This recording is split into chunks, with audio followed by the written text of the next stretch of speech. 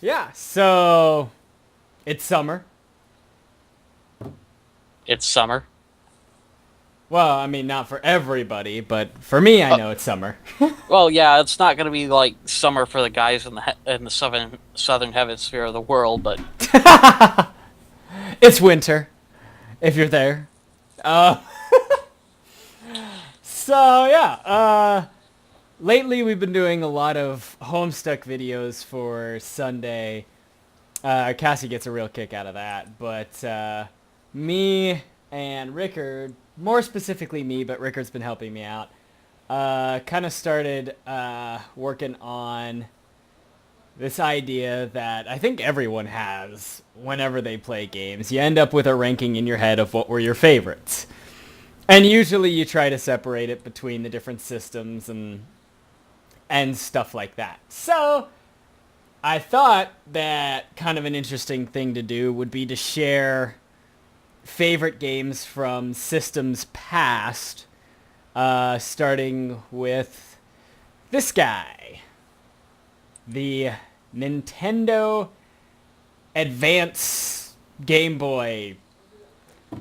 Game Boy Advance, dude. That's the one, right? That one, yeah. I don't know. Maybe people remember it. Maybe people don't, because like there was like this big revolution when it was Game Boy Color, and then when the DS came out, it was a big deal. But I don't remember like the Game Boy Advance being as huge. The Game Boy Advance was basically just a Super Nintendo in your pocket. That's So how people thought of it. ah, but to be fair, for me, it was one of the first systems I had. I had that before I had a Nintendo 64 or even a PS2 and all that.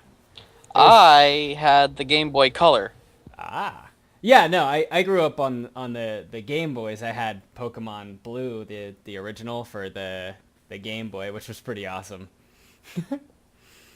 My first two systems were actually the NES and the Sega Genesis, but those are not what we're going to be talking about today. Yeah, and to be fair, at some point you might want to do something on that, Rickard, but in terms of stuff we were able to come together on that ended up working together was the Game Boy Advance. So, most of the time, I don't know. I know I am, especially recently. I find myself playing my 3DS and my Vita a lot more. I haven't even touched my PS3 since I got back. I'm on the computer so much doing recordings and all that. Okay.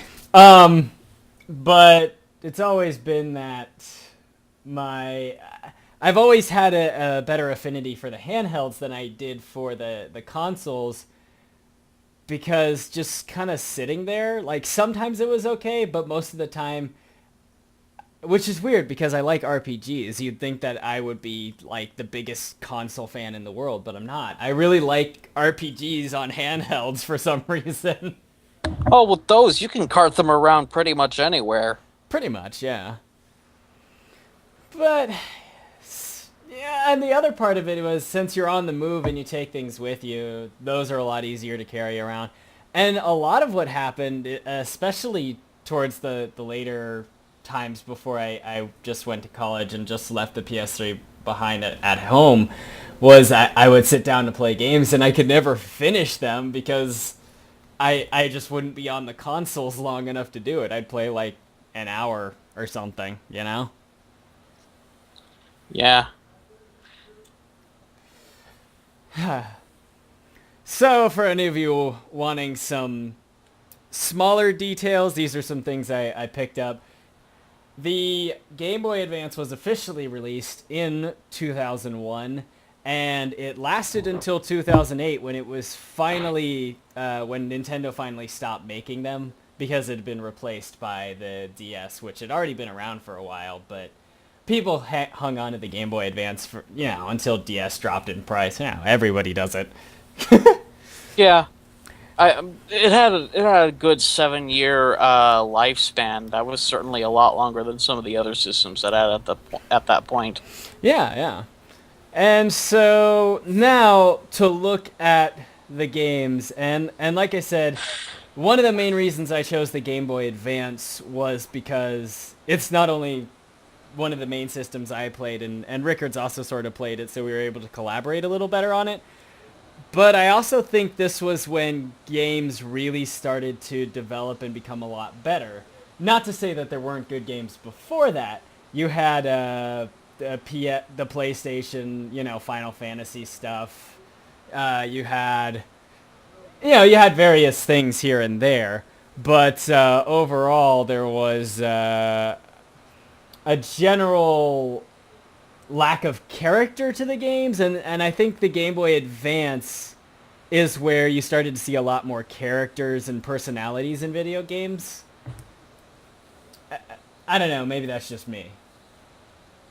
Maybe it is just you, but And I mean, it's also before the PlayStation 3 and Xbox 360, because so many games now are banking on the multiplayer Wi-Fi, slap in your multiplayer mode and throw it out there, and people are going to buy it and play it online so they can get angry at each other. It's weird. So, like, the Game Boy Advance games not only had to be interesting, but if you did have multiplayer in them, you had to make people actually want to get together and use those link cables. Do you remember those? yeah, but then again, I kind of don't remember them with the same fondness because I didn't have very many friends around who had a Game Boy like me. I didn't either. I'm just saying, but your game had to be really good to make people want to do that. Yeah, for example, several of the games I've owned through the years. Yeah. So, and I'll say most of the games here are actually mostly based on, we traded off a bit on preferences, but a lot of it is really dependent on, at least in my case, I place a lot more emphasis on story and characters in games. And people might say, well, that's the wrong way to look at games. Games are an interactive medium. You have to look at the gameplay first. But I feel like there are too many people who give passes to really bad stories and characters because it just has good gameplay. And I don't think that's it. I think all three really do have to work together. Otherwise, it's just kind of like, yeah, okay, the gameplay is great, but I hate the characters. I hate the story. Why would I play that? So, as I'm totally crazy, and Ricard is not going to stop me from being crazy because it's impossible, this list is going to be the top 22 GBA games. Be prepared for Ricard's input at certain portions when I need his help to explain certain games that he played and I didn't, or I just would prefer him to say some things because I talk and blabber, and the way I keep myself in check is by saying, hey, Ricard, say something. Yeah, I think we should move on now. See? All right.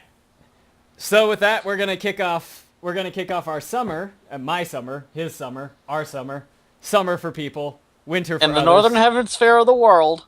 Winter for others. I'm being fair here. So these are, I guess it would be an unofficial Gaming Idiots list. Cassie doesn't really have any input here. I don't think she ever played the Game Boy Advance, so she probably doesn't care. She did, but she doesn't care. She didn't want any part of this. So basically, consider this the Gaming Idiots top 22 GBA games. Do remember, this is an opinion-based list. It's not going to match up with what you yourself think. It's probably going to be so far off that you're going to wonder what the fuck is wrong with my head. Especially with the first one on the list. If you think we missed cool and interesting games, you can leave a comment or send us a PM. I'd like a chance to play it. I mean, there's some good emulators out there and stuff like that where you can play stuff like that now. And hopefully that'd be something, it'd be something I'd be willing to do just to kind of go, oh, hey, this might actually be good. I might. Anyway.